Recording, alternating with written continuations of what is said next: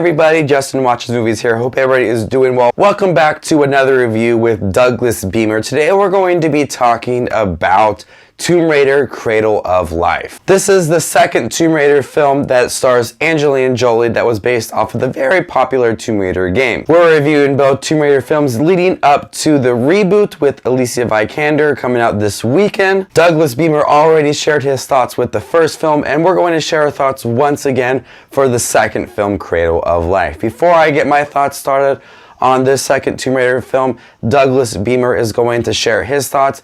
Make sure to go to his channel after this video, subscribe to his channel, tell him Justin Watches Movies sent you, show him some love for his channel. This guy is awesome. So, Douglas Beamer, what did you think about the second Tomb Raider film? Hello again, everyone. This is another review with Justin where we talk about Tomb Raider, but this time it's sequel. And in my opinion, I feel Tomb Raider is one of those rare films based off a video game that gets a sequel. I don't even want to talk about the ones that Uwe Boll made when those were the ones that usually came out and ended up getting sequels to video games we didn't really want. Let's move on. Anyway, The Cradle of Life follows Lara Croft in her next big adventure right away as she is looking for the temple holding Alexander the Great's most prized possessions.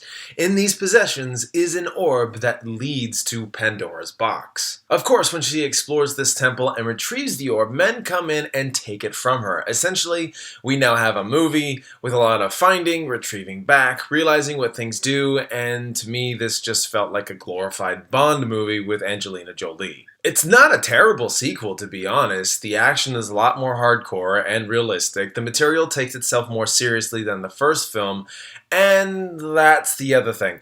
It makes zero efforts beyond the characters of Angelina's friends Bryce and Hillary to be connected with the first film. So you can easily see this film and never be the wiser. Surprisingly, this movie has Djimon Hounsou and Karen Hines and an a really extremely young Gerard Butler who helps Lara on her journey throughout this movie. God, I don't think I even remember knowing that was Gerard Butler when watching it for the first time. And then not long before that, he was in a movie called Reign of Fire, and I knew that was him. So I don't know, maybe my brain is weird. I just didn't know that was Gerard Butler in this movie. To be honest, this movie has a lot going on with the action, story, and a focused narrative, but it's almost entirely forgettable.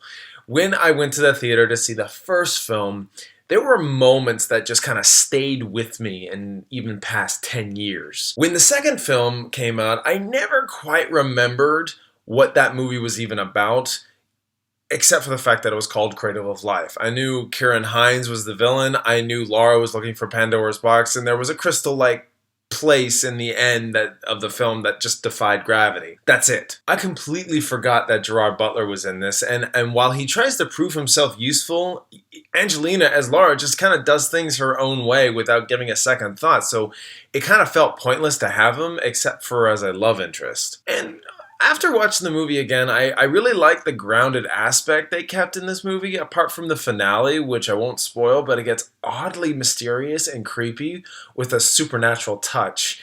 Entertaining to say the least, but really out of left field. In the end, it's a really solid movie with great performances and a story that leaves a way for our actors to kind of go, ooh, look at me, I'm doing things practically and on camera, or look at this stunt, or look at that stunt, with the camera work really showing off each stunt with the same musical score each time, showing a triumphant moment completed.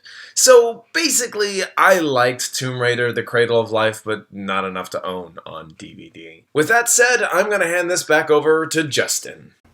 Thank you for joining me on my channel once again to talk about Tomb Raider, Cradle of Life. Cradle of Life is not as nostalgic for me as the first Tomb Raider movie is. I've only seen Cradle of Life a couple times, whereas the first Tomb Raider film I saw many times growing up. I do admire Angelina Jolie as Lara Croft. I think Angelina Jolie kind of fit that part for Lara Croft, and I think she does a great job in it here. This one is a little more exciting than the first one. Has a little more adventure sense to it, but with it being a little more exciting, it also becomes a little more ridiculous. There are so many scenes in this movie that just feel unbelievable, and I mean, when you play the game as well, Nothing about the game feels believable at all either. But in this movie, there's so many scenes with her and Gerard Butler. It really just feels unbelievable and something that couldn't really be done. And that has an entertaining aspect for it. And I do admire a lot of the scenes that Angelina Jolie is portraying in this movie. She's doing a lot in this movie compared to the first one.